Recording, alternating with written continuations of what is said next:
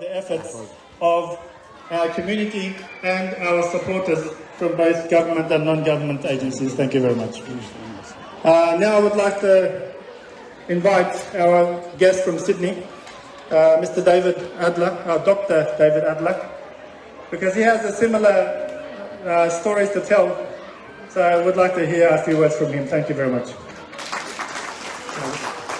Kayındaki ayarla, balla, cımırtağımızla, mayakta anlamavatımız rahmet.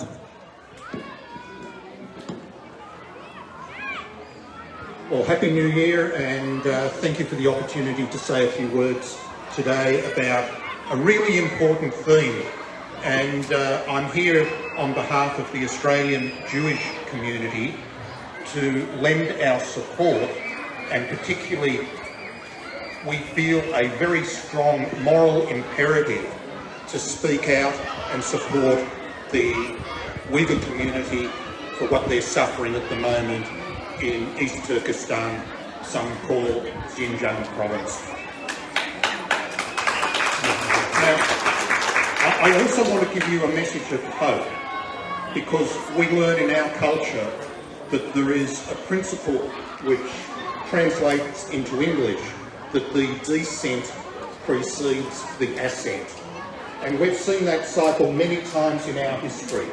We've seen it when the Jews were persecuted by some of the strongest empires on earth, whether it was the ancient Romans, whether it was the ancient Greeks, the Babylonians, and of course in modern history, the Nazis and the Holocaust.